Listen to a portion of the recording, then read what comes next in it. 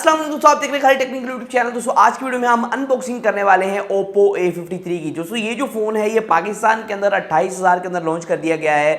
आज हम देखेंगे इसका 464 का जो वेरिएंट है पाकिस्तान के अंदर 28,000 के अंदर लॉन्च किया गया।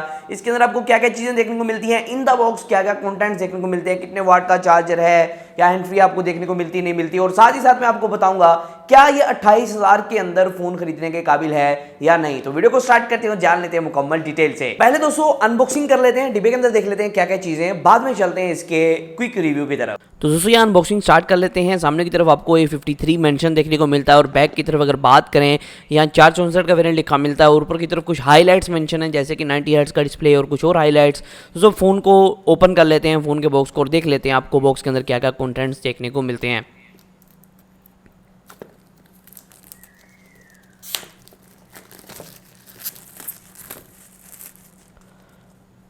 तो जो फ़ोन के ऊपर वाला रैप हमने उतार लिया है, अब देख लेते हैं बॉक्स को ओपन करके। दोस्तों पहले ओप्पो स्टाइल में आपको बॉक्स देखने को मिलता है कि ओप्पो का ऊपर से पहले बॉक्स उतरता है और फिर अंदर एक बॉक्स होता है। और यहाँ दोस्तों मेन पहले आपको फ़ोन देखने को मिलता है जिसके अंदर वही हाईलाइट्स मेंशन है जो कि डब्बे के ऊपर आपको देखने को मिल रही थी। तो इसको खोल लेते हैं और देख लेते हैं। दोस्तों बैक की तरफ आपको एक बड़ा सा बॉक्स देखने को मिल रहा है जिसके अंदर आपको मुझे लग रहा है कि वो क्विक स्टार्ट गाइड्स इस तरह कुछ चीज़ें देखने को मिलेंगी।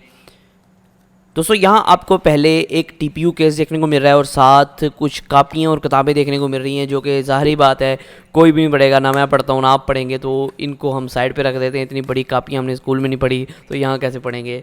तो और साथ ही एक TPU केस देखने को मिलता है जो कि काफ़ी अच्छी क्वालिटी का एक सॉफ्ट TPU केस है। और दोस्तों ये डब्बा हो चुका है खाली। इसके बैक की तरफ आपको एक सिम इजेक्टर टूल देखने को मिल रहा है जो कि ओप्पो स्टाइल में है। और यहाँ दोस्तों मेन बात जो एक इसके अंदर इंड दी गई है, मतलब कि जो चार्जर है 18 वाट का, बहुत हैवी और बड़ा चार्जर है, मतलब कि वज़न में हैवी है, वैसे तो 18 वाट का ही है। और यहाँ दोस्तों आपको एक टाइप सी की केबल देखने को मिलती है। और यहाँ दोस्तों इसकी लुक्स हैं काफ़ी ज़्यादा किलर हैं, काफ़ी ज़्यादा कमाल का फ़ोन है, लुक्स में काफ़ी कमाल कर जाता है, मुझे बहुत अच्छी लगी इसकी लुक। और बैक की तरफ जो ग्लास्टिक मटेरियल है, बेसिकली ये प्लास्टिक नहीं है, ये आप कह सकते हैं ग्लास नहीं है, प्लास्टिक नहीं है, दरमियान वाली चीज़ है, प्लास ग्लास्टिक मिक्स कह सकते हैं आप, इस तरह कोई चीज़ है। और साइड की तरफ आपको जो है ट्रिपल सिम स्लॉट वाली एक जैकेट देखने को मिलती है, 2 सिम 1 मेमोरी कार्ड। दोस्तों आपने अनबॉक्सिंग देख ली, अब चलते हैं क्विक रिव्यू की तरफ। दोस्तों पहले तो आपको मैं सबसे बड़ी हाईलाइट इसकी बताता चलूं, सामने की तरफ 6.5 इंच का एक 720p का पैनल मिलता है। दोस्तों हैरानगी की बात यह नहीं कि 6.5 इंच का डिस्प्ले है, हैरानगी की बात यह है कि 90 हर्ट्ज के रिफ्रेश रेट के साथ आता है, मतलब कि डिस्प्ले तेज काम करेगा। जो गेमिंग के लिए लोग फ़ोन लेते हैं या आप चाहते हैं कि भाई जो डिस्प्ले है वो तेज काम करे, 90 हर्ट्ज का डिस्प्ले, तो आपको जो है ये काफ़ी ज़्यादा रिस्पॉन्स रेट जो है, डिस्प्ले का रिस्पॉन्स रेट बहुत ज़्यादा तेज़ देखने को मिलेगा। आप जो है 90 FPS तक कोई भी चीज़ पे जो है आसानी से रन कर पाएंगे, बहुत ही कमाल की आपको परफॉर्मेंस देखने को मिलेगी डिस्प्ले की। लेकिन दोस्तों ये एक 720p डिस्प्ले है, ये मुझे एक बुरी बात लगी, क्योंकि अगर आप 30,000 की रेंज के अंदर जाते हैं तो 90 हर्ट्ज का रिफ्रेश रेट एक बहुत अच्छी बात है, लेकिन आपको अगर 1080p का डिस्प्ले इसके अंदर दिया जाता तो काफ़ी कमाल की बात हो जाती। दोस्तों ये जो डिस्प्ले है एक पंच होल के साथ आता है, मतलब कि मोगोरी वाला डिस्प्ले है, और नीचे की तरफ थोड़ी सी चीन आपको देखने को मिलती है इस फोन में। और यहाँ दोस्तों बैक की तरफ की डिज़ाइन की बात करें तो फुल ग्लोसी डिज़ाइन है भाई बैक की तरफ, तो मतलब कि कमाल कर दिया ओप्पो ने। और यहाँ दोस्तों बैक की तरफ आपको दरमियान की तरफ फिंगरप्रिंट स्कैनर देखने को मिलता है, साथ ही साथ आपको ट्रिपल कैमरा देखने को मिलते हैं। दोस्तों जो कैमरा का रिजल्ट है, आपको पता है कि जो ओप्पो है उनके कैमरा का रिजल्ट काफ़ी अच्छा होता है, तो मैं आपको कुछ कैमरा सैंपल्स भी शो कर रहा हूं जो कि मैंने अभी थोड़ी देर पहले ही लिए हैं, और आपको नज़र आ रहा होगा कि आपको कैसे जो है कैमरा शॉट्स प्रोवाइड कर रहा है। दोस्तों पहला जो मेन सेंसर है 13 मेगापिक्सल का मेन सेंसर है, 2 मेगापिक्सल का डेप्थ सेंसर है और 2 मेगापिक्सल का मैक्रो सेंसर है। जी हाँ दोस्तों, इस फोन के अंदर आपको कोई भी अल्ट्रा वाइड सेंसर नहीं देखने को मिलता है। और फ्रंट की तरफ आपको 16 मेगापिक्सल की एक सेल्फी दी गई जिसके अंदर आपको फेस अनलॉक के फीचर भी दिया जाता है।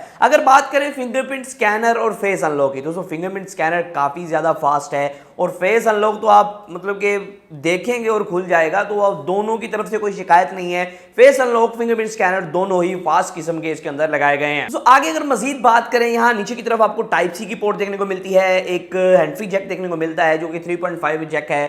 और साथ साथ दोस्तों मैं आपको बताता चलूं ये 5000 mAh की बड़ी बैटरी के साथ आता है और इसके अंदर 18 वाट की फास्ट चार्जिंग दी गई और चार्जर इतना बड़ा दिया गया डब्बे के अंदर, मुझे समझ नहीं आ रही थी कि 18 वाट का चार्जर है, 65 वाट का चार्जर है, तो आपको 18 वाट की फास्ट चार्जिंग इसके साथ देखने को मिलती है इस फोन के साथ। तो इसका स्पीकर जो है बहुत ही लाउड है, बहुत ही अच्छा साउंड देता है।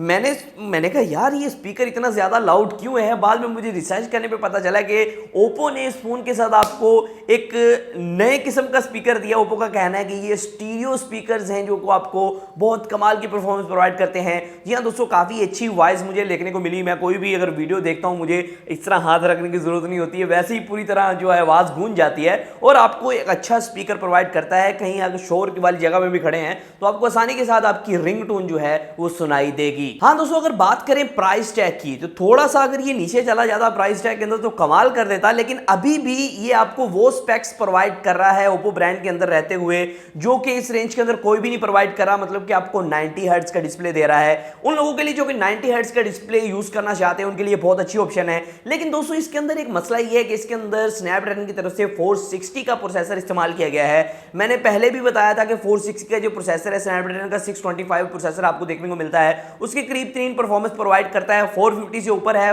जो 625 से नीचे है। और यहाँ ये जो प्रोसेसर है बहुत कमाल का नहीं होने वाला है, लेकिन आपको एवरेज परफॉर्मेंस प्रोवाइड कर देगा।